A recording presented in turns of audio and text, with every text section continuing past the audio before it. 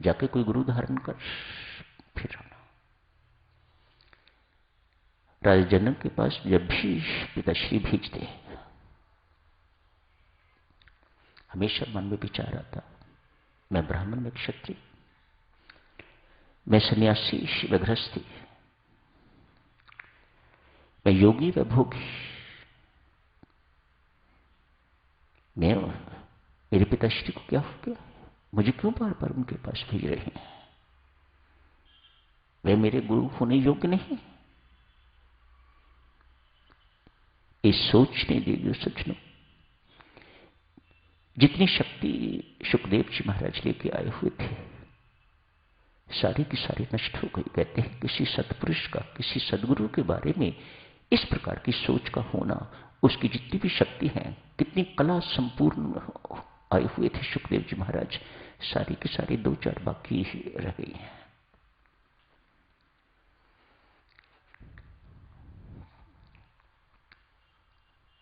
राज जनक ने इनके साथ क्या किया आप सबने पढ़ा है।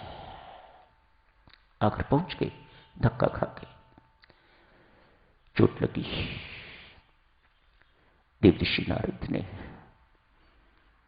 कोई और रूप धारण करके तो इन्हें चोट मारी। क्या कर रहा है, तेरे पास कुछ नहीं रहा, इतना महान तू जन्मा था, अब उतना ही छोटा हो गया है, वामन हो गया है तू, बौना हो गया है तू, जा राजा जनक के चरण शरण में जा।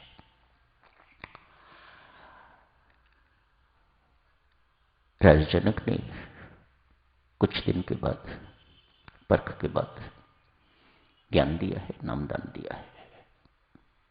सुखदेव जी के गुरु महाराज राजा जनक, छोटी बात नहीं। इतने बड़े आदमी का गुरु होना कोई छोटा व्यक्ति नहीं हो सकता। अंदर से परमात्मा ने राजा जनक को कितना माला बाल किया हुआ होगा कि वह सुखदेव जैसे गुरु बन गए। सुखदेव जी महाराज परंपरा के अनुसार राजा जनक को गुरु दक्षिणा देना चाहते हैं। उस दिन आपने देखा था, याज्ञवल्क्य ने राजा जनक से उसका मन मांगा था, मुझे अपना अहम दे दे। आज सुखदेव जी महाराज राजा जनक को गुरु दक्षिणा देना चाहते हैं। परंपरा के अनुसार गुरु महाराज नामदान देते हैं, गुरु मंत्र देते हैं, तो शिष्य संस्कृति के अनुसार, शास्त्रों के अनुसार गुरु महाराज के श्री चरणों में गुरु दक्षिणा देता है तो ये संबंध संपूर्ण हो जाता है। गुरु शिष्य का संबंध ये साधारण संबंध नहीं है, ये शरीरों का संबंध नहीं है, दो आत्माओं का संबंध है, ये आत्मिक संबंध है, ये छोटा मोटा संबंध नहीं है, गुरु एवं शिष्य का संबंध। सुखदेव जी महाराज राजा जनक को गुरु दक्षिणा देना चाहते हैं। मुझे नहीं चाहिए, राजा जनक कहते हैं। पर महाराज परंपरा के अनुसार एक शिष्य को गुरु महाराज को गुरु दक्षिणा देनी ही होती है। मैं मानता हूं कि आपको कुछ नहीं चाहिए, लेकिन मेरी ओर भी तो देखिए, मैं आपका शिष्य हूं। भाव पलटते देखो, गुरु धारण करते ही किस प्रकार से भावों में पलटन आ गई है, पलट गए भाव। मेरा धर्म है आपको गुरु दक्षिणा देना, ठीक है। आप इतना ही आग्रह कर रहे हो सुख। जिस किसी चीज को तू निरर्थक समझता है वह मुझे दे दे। खोज में निकल गए, धरती उठाई, निरर्थक है, किसी काम की नहीं। सुख मैं निरर्थक नहीं, तो मुझ पर ही खड़ा है। मैं ना होती तो खड़ा कहां होता।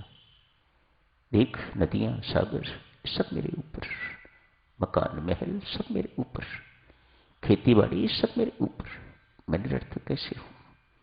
मैं तो बहुत सार्थक हूं, बहुत मूल्यवान हूं। मिट्टी हाथ में पकड़ी हुई थी, छूट गई, छोड़ दी।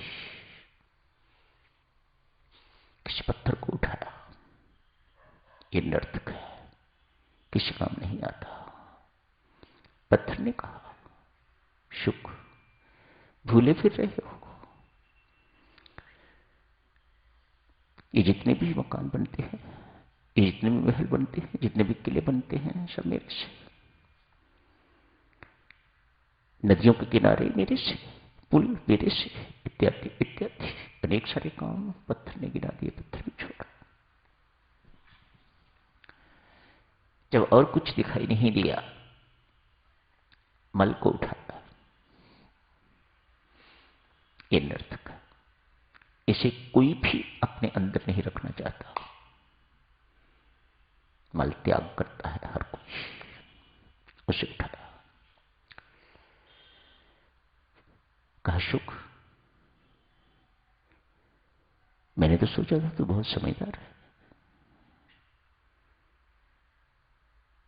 मेरे से अनेक कीड़े मकोड़े पोषण पाते हैं। मैं किसी के लिए निरर्थक हूं तो दूसरों के लिए बहुत सार्थक हूं, खाद बनती हूं। फिर सुखदेव, मेरा असली स्वरूप तो ये नहीं था।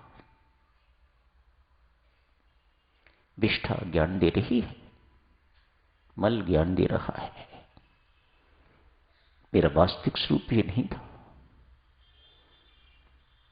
अन्न के रूप में लोग चपाती बनाते, पराठे बनाते, चावल के रूप में उबालते, पुलाव बनाते,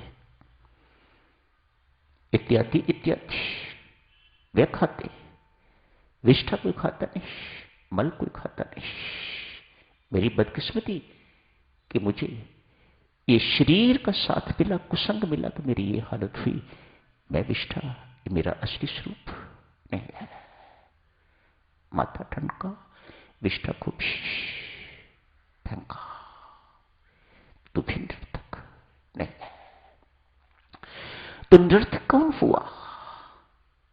निरर्थक वह देह है जिसके संग से अन्न जैसी चीज भी विष्ठा बन जाती है, मल बन जाती है।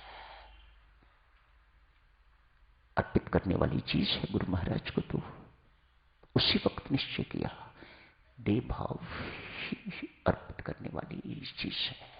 ये अहम ही गुरु महाराज को अर्पित करने की चीज है। यही सच्ची गुरुदक्षिणा है। और वही लेके राजा जनक के चरणों में उपस्थित हो गए। लीजिए महाराज, मेरा देह भाव, मेरा अहम भाव ही निरर्थक है, यही आप जी को समर्पित है, स्वीकार कीजिएगा। तो यही समाप्त करने की इजाजत दीजिए। धन्यवाद।